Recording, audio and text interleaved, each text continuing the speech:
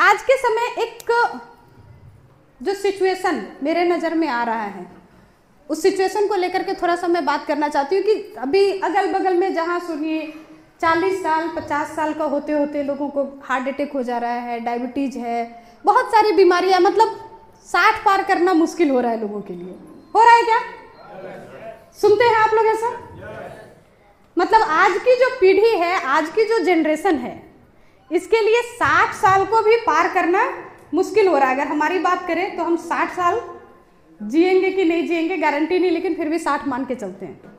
लेकिन इससे थोड़ा सा अगर ऊपर जाते हैं, हमारे पिताजी का जो समय था 80 साल आराम से पार कर गए हैं सब। हमारे पिताजी लोग, उस जनरेशन के लोग 70-80 आराम से पार किए कि नहीं किए? सहमत है मेरी बात से? इससे एक पीढ़ी थोड़ा सा ऊपर जाए, दादाजी के समय में 100 साल आराम से लोग जीते थे हंसते खेलते हुए। सहमत है? यानी ये जो हर जनरेशन में 20 साल कम हो रहा है। 3 जनरेशन की मैंने बात की है। हर जनरेशन में हमारा जो एज है, एज आज डेथ का जो रेशियो है वो 20 साल कम हो रहा है। और अगर यही रेशियो चला तो हमारे नीचे वाले बच्चे का क्या होगा? नहीं, अभी हमारे जो बच्चे हैं 40 तो जाएंगे, और उसके बाद वाले का बात करें तो उनके बच्चों की बात करें, मतलब हमारा पोता पोती जो होगा, अगर यही रेशियो चला मरेंगे कि नहीं वो तो पता नहीं। देखो अभी हाँ ठीक है, बर्थ की जो पोजीशन है ना, एक बिल्कुल नॉर्मल प्रोसेस था, बिल्कुल नॉर्मल, प्रकृति के द्वारा बनाया हुआ। आप जिस एज की मैं बात कर रही हूँ कि 100 साल तक लोग जीते थे, इस उम्र की महिलाएं जो थी ना, इस जनरेशन की महिलाएं 8-10 बच्चा घर में चलते फिरते काम करते पैदा कर देती थी। ना डॉक्टर की जरूरत थी, ना वैद्य की जरूरत थी। था कि नहीं? समझ है? इसके बाद वाली जो पीढ़ी आई, यहाँ पे थोड़ा सा भाई डॉक्टर को दिखाना जरूरी है, आयरन कैल्शियम खिलाना जरूरी है, फिर भी 4-5 बच्चे तो आराम से हो जाते थे बिना किसी झमेला का।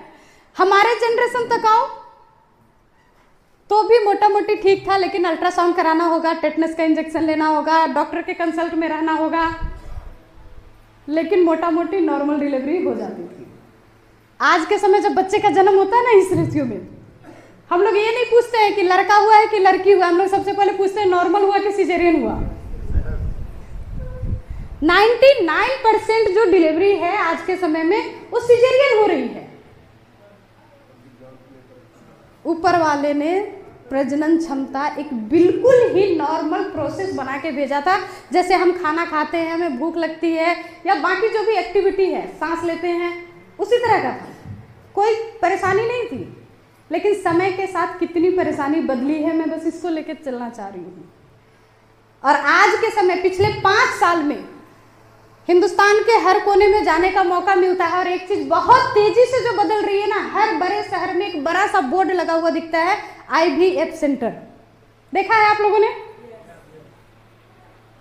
IVF centre, test tube baby, surrogacy, ये इतनी तेजी से सामने आ रही है। इसका मतलब क्या है कि आज के जो हमारे बच्चे हैं उनमें अब माँ बाप बनने की क्षमता नहीं रही, तो कृत्रिम विधि से उनको माँ बाप बनाने का प्रयास किया जाएगा। यानी जो एकदम नॉर्मल था, जिसमें कोई झमेला नहीं था, वो आज के समय में कितना मेहनत और कितना खर्चे का प्रोसेस हो गया। और अभी सर ने बोला ना कि जन्म होते ही मर जाएंगे, मरने तो नहीं देगी साइंस, क्योंकि डेवलप तेजी से कर रही है। लेकिन जब बच्चे का जन्म होगा ना, तो अभी तक हम लोग सोचते हैं कि कौन से स्कूल में पढ़ाएंगे, क्या कपड़े पहनाएंगे, उसके लिए खिलौने क्या लाएंगे। आने वाले 20 साल में अगर यही रेशियो रहा तो जन्म से पहले माँ बाप सोचेंगे कि artificial heart, artificial kidney, artificial lungs, सबका व्यवस्था करके रखो। जन्म लेने के बाद पता नहीं कौन सा चीज लगाना पड़े, कौन से बॉडी पार्ट को बदलना पड़े। और शुरुआत हो चुकी है।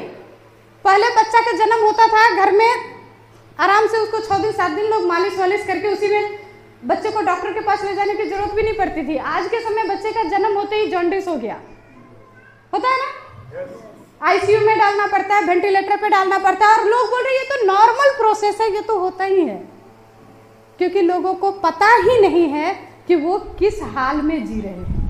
और इसी हाल को बदलना, इसी से जगाना, इसका नाम है आरसीएम। अगर इस रेशियो को बदलना चाहते हैं,